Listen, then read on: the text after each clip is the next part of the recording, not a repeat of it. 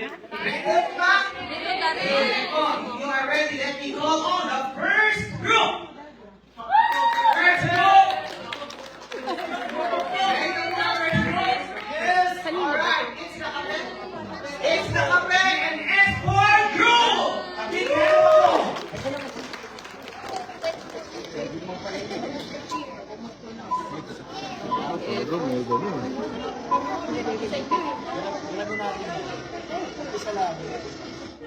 Ay, sinik.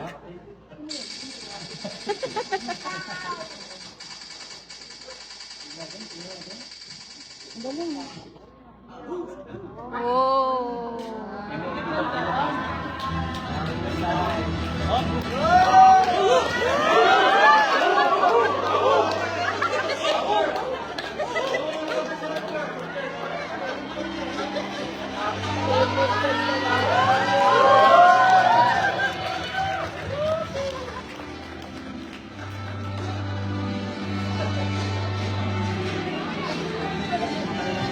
Saan?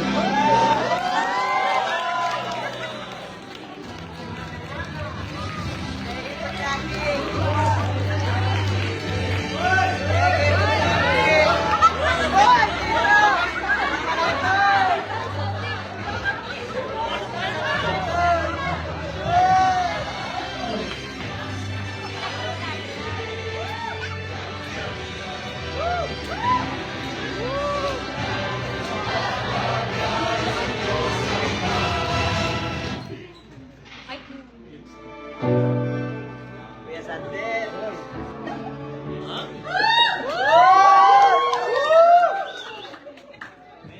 Si Saulo ng Tarso, isang taong masigasig, kinatatakutan ng mga tagasunod ni Jesus. Sa bawat paghinga, hinahangad niyang ipulin ang iglesia. Ngunit sa daan patungong Damasco, nagbago ang lahat. Isang liwanag mula sa langit, isang tinig na tumatawag sa kanyang pangalan. At ang dating nakausig ay naging saksi.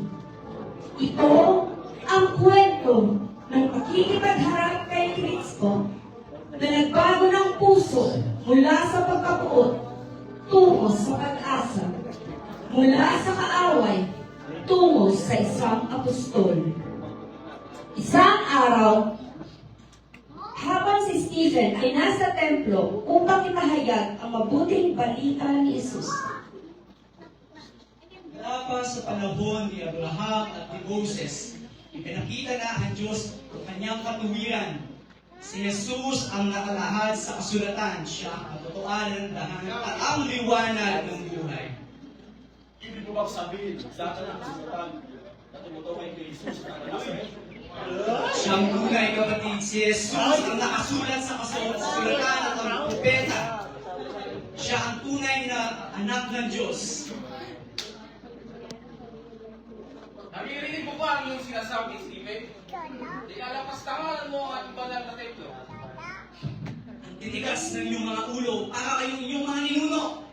Si Jesus na inyong pinako sa krus, siya ang tunay na Mesaya. Talikod kayo sa inyong kasalanan at maniwala sa Kanya. Sinungaling ang kapastaran! Mga Robert! Dapat kayo ang kapastaran ng kapastaran!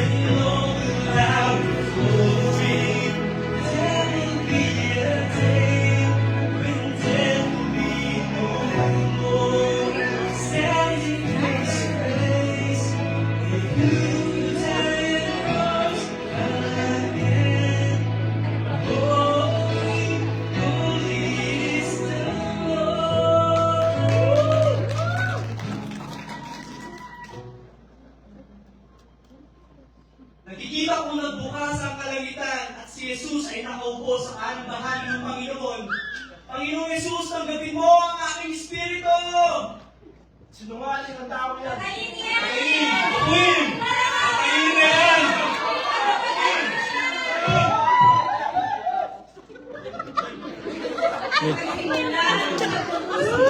Laban sa mga Kristiyano.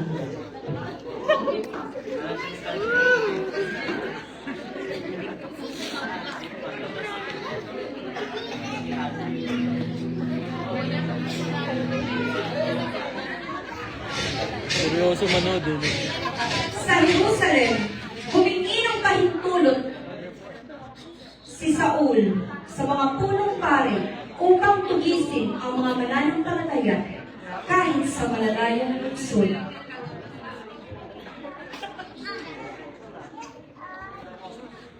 Takot. Takot.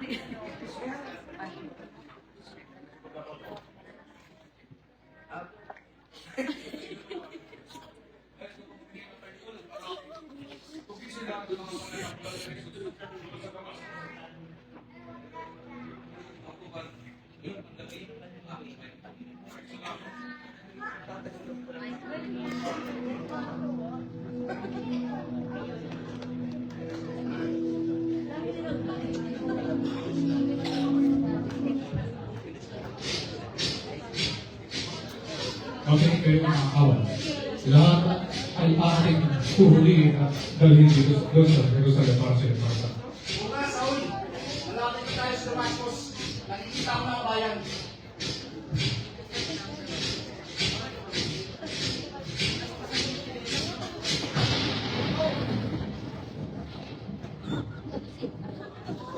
Ano yun? Nakakasigaw!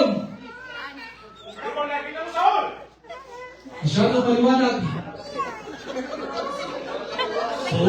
Saul! Sino ka? Sino ka, Panginoon? Ako si Jesus na iyong pinag-uusig. Kung hindi ka pumasok sa lungsod, may magsasabi sa iyo kung ano dapat ito. Tulungan niyo ako. Wala akong makita. Punta tayo sa Damascus.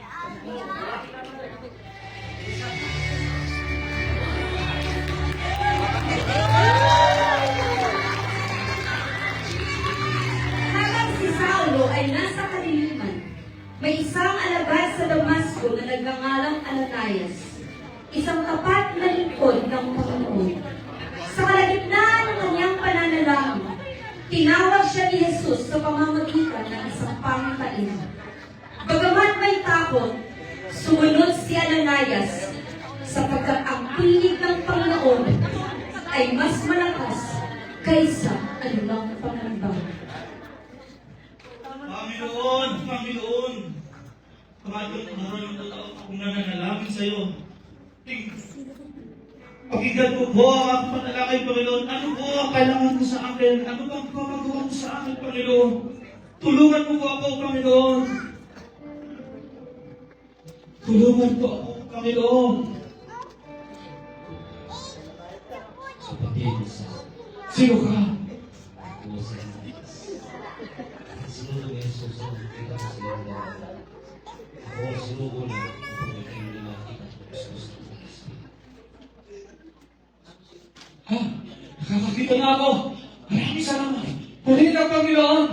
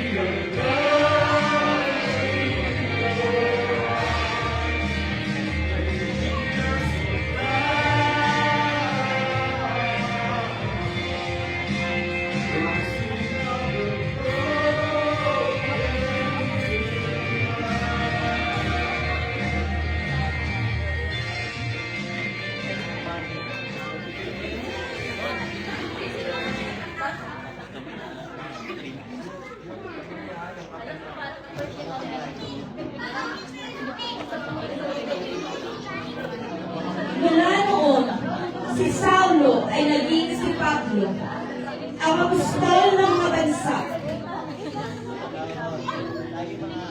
Ang tagapag-usig ay naging tagapagturo.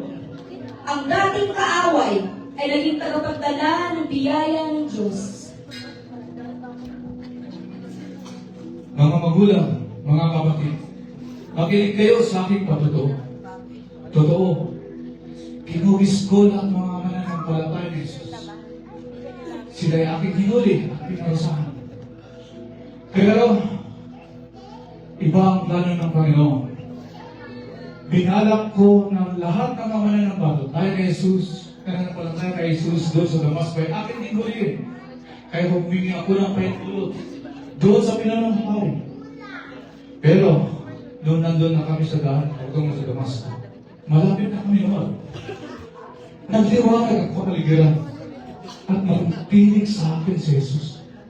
Nakita yun ng mga kakawal pero hindi nila naintindihan ang tinig. Pagkatapos nun, nagulat ako. Hindi ako makakita dahil sa sobrang liwanag. Ginamit ni Jesus si Ananias para kayo ulit may makakita.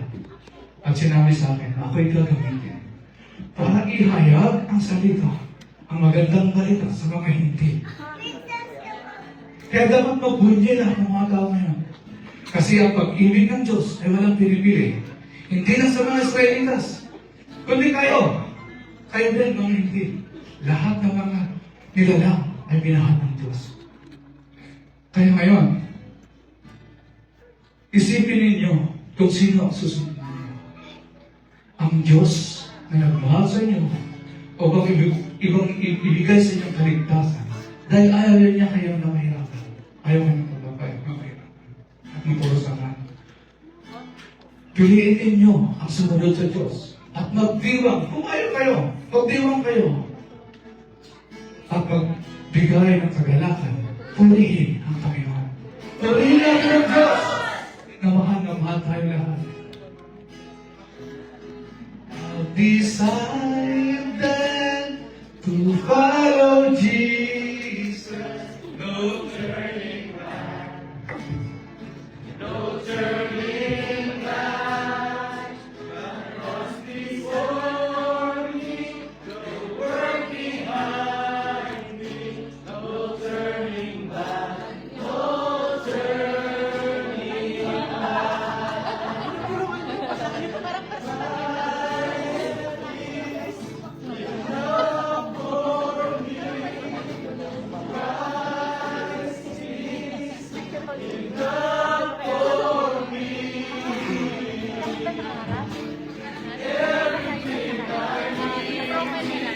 Sige, tayo mo na. Todo, tayo mo na.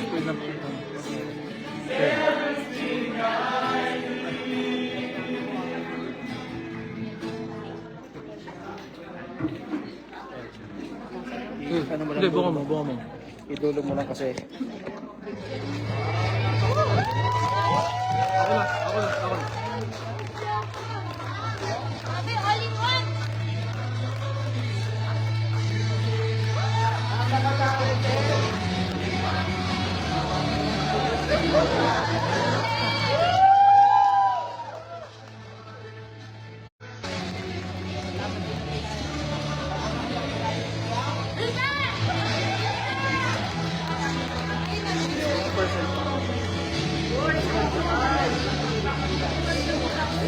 Okay.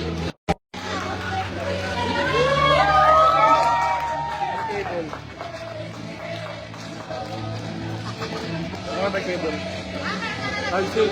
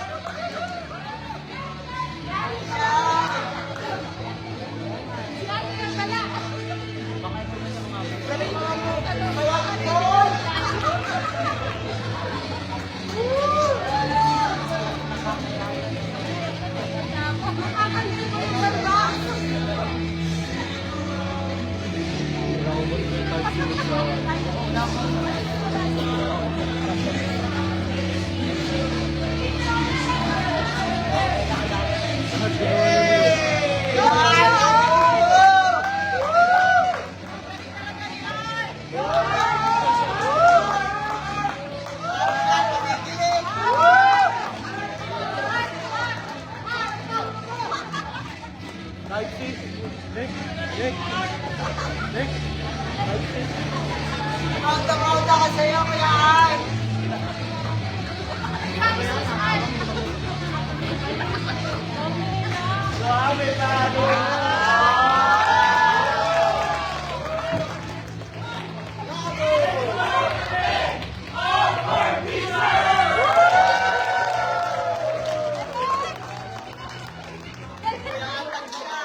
Kala ko, dito Junior, kala ko sasayaw.